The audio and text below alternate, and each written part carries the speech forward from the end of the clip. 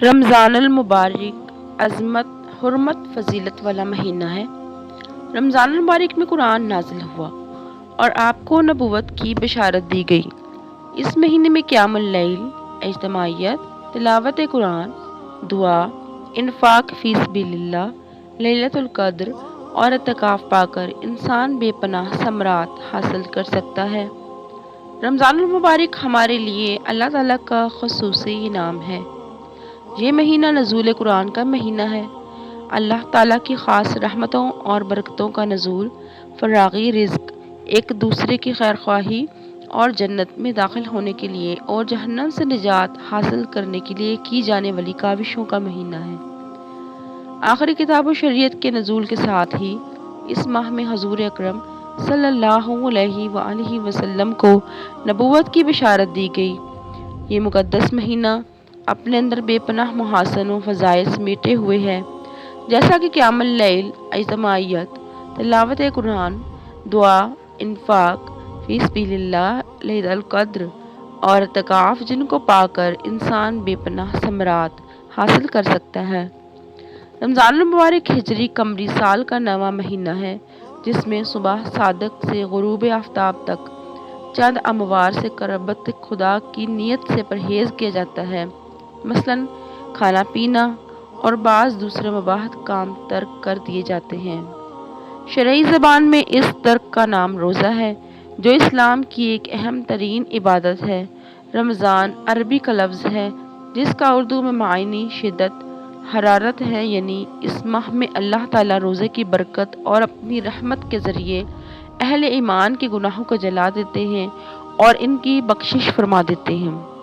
رمضان رمز سے ماخوذ ہے، جس کے معنی دھوپ کی شدت سے پتھر، ریت وغیرہ کے گرم ہونے کے ہیں، اس لیے جلتی ہوئی زمین کو رمضاں کہا جاتا ہے۔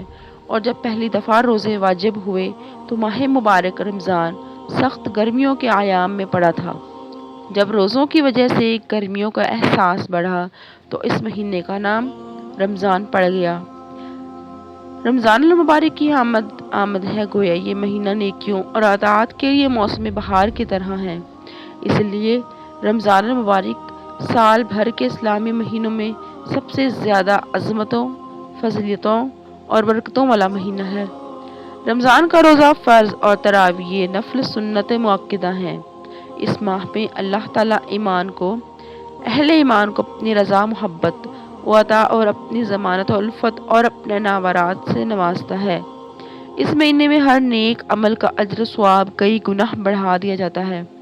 جب ایمان و احتساب کی شرط کے ساتھ ساتھ روزہ رکھا جاتا ہے تو اس کی برکت سے پچھلی زندگی کے تمام صغیرہ گناہ کبیرہ معاف ہو جاتے ہیں۔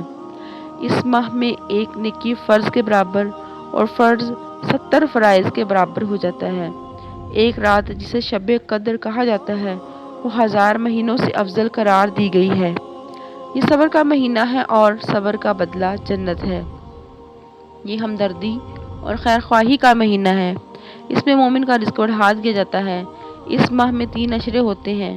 پہلا عشرہ رحمت، دوسرا مغفرت اور تیسرا جہنم سے آزادی کا ہے۔ اللہ تعالیٰ نے اپنی مخلوقات میں سے انسان کو اشرف اور اکرم بنایا۔ اس کی فطرت میں نیکی اور بدی، بھلائی اور برائی، تابعداری اور سرکشی اور خوبی و خامی دونوں ہی قسم کی صلاحیتیں اور استعدادیں یکساں طور پر رکھی ہیں، جیسا کہ اللہ تعالیٰ نے سورہ بقرہ آیت نمبر 184 اور 183 میں فرمایا: اے ایمان والو، فرض کیا گیا ہے تم پر روزہ جیسے فرض کیا گیا تھا تم سے اگلوں پر، تاکہ تم پرہیزگار ہو جاؤ۔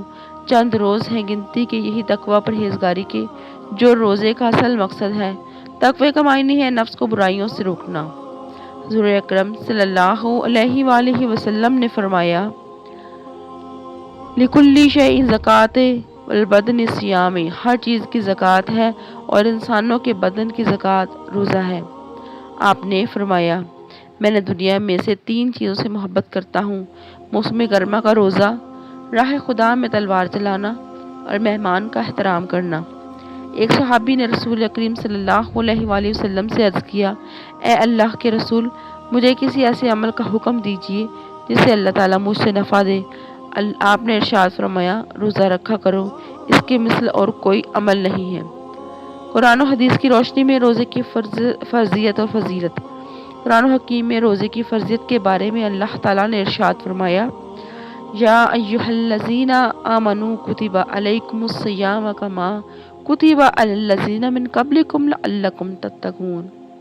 اے ایمان والو، تم پر اسی طرح روزے فرض کیے گئے ہیں جیسے تم سے پہلے لوگوں پر فرض کیے گئے تھے تاکہ تم پرہیزگار بن جاؤ۔ حضور اکرم صلی اللہ علیہ وآلہ وسلم نے فرمایا، روزہ جہنم کی آگ سے ڈھال ہے جسے تم میں سے کسی شخص کے پاس لڑائی کی ڈھال ہو۔ حضرت ابو ہریرہ رضی اللہ تعالیٰ عنہ سے مروی ہے کہ حضور نبی اکرم صلی اللہ علیہ وآلہ وسلم نے روزے کی فضیلت بیان کرتے ہوئے فرمایا، جس نے بحالت ایمان ثواب کی نیت سے رمضان کے روزے رکھے اس کے سابقہ گناہ معاف کر دیے جاتے ہیں۔ حضرت ابو ہریرہ رضی اللہ تعالیٰ عنہ سے مروی ہے کہ حضور اکرم نبی کریم صلی اللہ علیہ وآلہ وسلم نے فرمایا، آدم کے بیٹے کا نیک عمل 10 گنا سے لے کر 700 گنا تک آگے جتنا اللہ چاہے بڑھا دیا جاتا ہے۔ اللہ تعالیٰ نے فرمایا، روزہ اس سے مستثنیٰ ہے کیونکہ وہ میرے لیے اور میں ہی اسی کی جزا دوں گا۔ مندرجہ بالا حدیث مبارکہ سے یہ چیز واضح ہوتی ہے کہ اعمال صالحہ کا ثواب نیت اور اخلاص کی وجہ سے 10 گنا سے بڑھ کر 700 گنا تک بلکہ بعض دفعہ اس سے بھی زیادہ ہو جاتا ہے۔ لیکن روزے کا ثواب بے حد اور بے اندازہ ہے، یہ کسی ناپ تول اور حساب کا کتاب کا محتاج نہیں، اس کی مقدار اللہ تعالیٰ کے سوا کوئی نہیں جانتا۔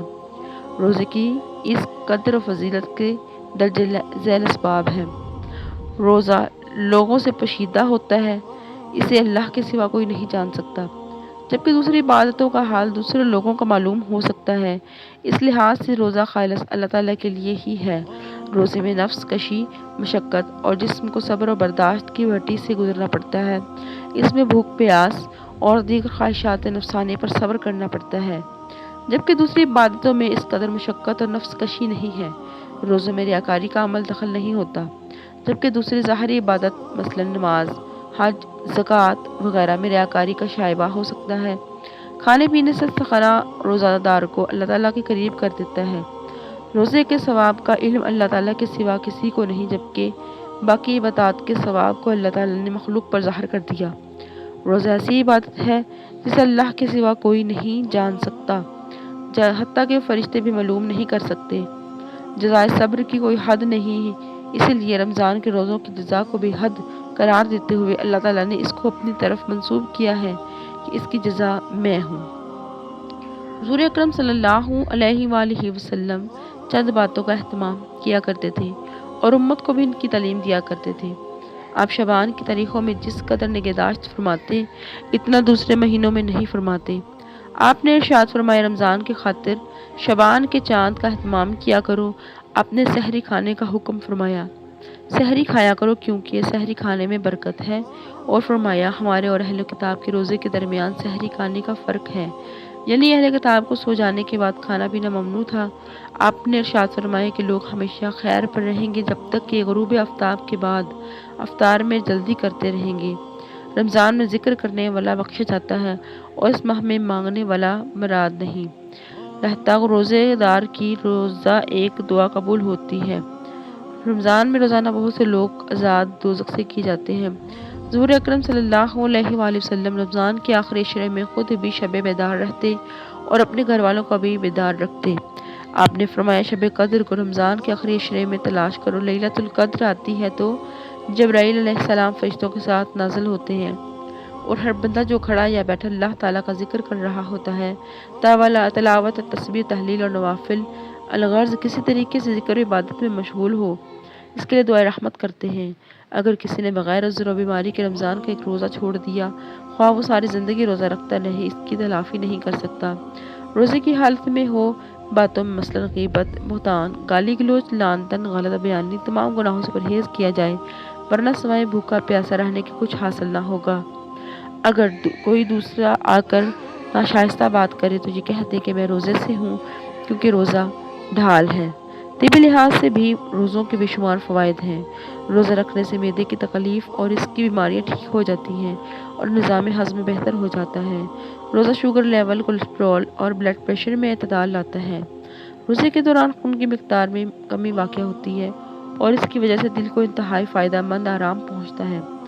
روزے سے جسمانی کھچاؤ، ذہنی کھچاؤ، ڈپریشن اور نفسیانی امراض کا خاتمہ ہوتا ہے۔ روزہ رکھنے سے موٹاپے میں کمی واقع ہوتی ہے اور اضافی چربی ختم ہو جاتی ہے۔ روزے کی رخصت کوئی مسلمان جو بیمار نہ ہو طیب یہ کہے کہ وہ روزے رکھنے سے بیمار ہو جائے گا تو وہ روزہ چھوڑ سکتا ہے۔